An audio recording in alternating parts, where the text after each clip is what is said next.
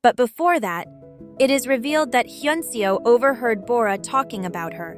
She mentioned her yellow hair, the mouth piercing, the tattoos, and the fact that she was expelled from school. At that moment, upon hearing that, she understood everything. It was the usual reaction. She honestly didn't care. She even thought Woonchun didn't match her. That's why she managed to move on, maintaining a cordial and respectful image. She could go on, even while living in a small house, with a father who was always drunk, which made her current situation unbearable for living with others. She believed that if she managed to get by reasonably well, things could work out. But in the end, she resorted again to her defense mechanism, a habit she knew wasn't good, and she felt pathetic because of it. Because in reality, everything bothered her. That day she met with Bora, she thought about breaking up with Woonchun. She believed that would end everything. But then, she showed up and asked her father if he was really an adult for pushing and running away, and now she's here bringing food. Hyunseo asks her why she is so kind to someone like her, knowing she doesn't like her. Bora replies that what she said about her appearance, that she doesn't like yellow hair or piercings, was true. So the girl asks why, even so, she is kind to her. To which Bora responds that she doesn't have to like her looks, because she's not the one dating her. Then she pulls out an envelope and says that her financial situation is not great, so she can only give her 500,000 won. She'll give her that amount every month. In exchange, she asks her to prepare for the high school equivalency exam. She mentions a good academy that costs 300,000 won. She'll bring food and rice and asks her to use the other 200,000 won for her own expenses, managing it wisely. Besides, she can pay her back when she's older. She looks at the clock and sees it's late, that she took half a day off to come. She stands up, says she's leaving, and that they'll see each other later. However, Hyunseo asks why she's doing so much for her. If it's out of pity or because she has extra money. She admits there are many more unfortunate youth in the world than her. She also reminds her that she said she didn't even like her. Again, she asks why she's doing all this.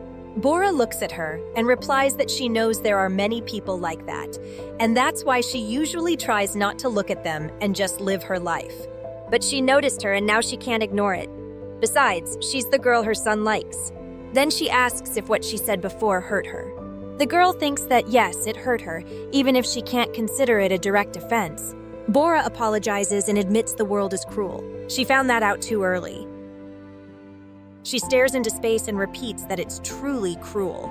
She remembers everything she's been through and admits that, living life, she realized that cruelty brings along many things she can't handle alone. But even so, in this world, we're not alone. Because the world isn't only cruel. That's why it's a place that, in a way, is worth living in. She reveals that she wanted Hyunseo to know that. After that, she says she has to go and, while leaving, asks her to eat well. Hyunseo stays there alone, thinking about all of it. Meanwhile, Bora remembers the girl who gave her the four-leaf clover. Before that happened, at her house, someone called her. It was Woonchun, who informed her that his mom asked for her address yesterday, and today he saw her preparing more food than usual. He asks if she went to visit her, to which Hyunseo confirms, and that she brought her side dishes. The boy asks how it went and adds that his mother's kimchi is delicious. The girl confirms it, and while shedding a few tears, she repeats that yes, it's delicious. At another moment, Bora's family is eating, just as Woonchun comments that Hyunseo told him what she did and thanks his mom for it. But the woman asks him to be quiet. Then her daughter asks what's going on, looking at her brother a bit annoyed. After hearing everything, she yells that's why there's less food, but her mom tries to reason with her and explain the situation. Yun replies that in the situation they're in, who are they going to help? They're the ones who need help. But the mother questions what she's saying and asks when she ever lacked food or couldn't study. If there's a friend who needs help, we'll help them. Yun replies that they always walk to school to save on bus fare. Bora, hearing that, asks why they walk. Doesn't she give them money for expenses? Yun shouts that she only gives them 50,000 won. She says they're high school students, and she barely has enough for paper and pencils each month. Meanwhile, Woonchun spends money on food.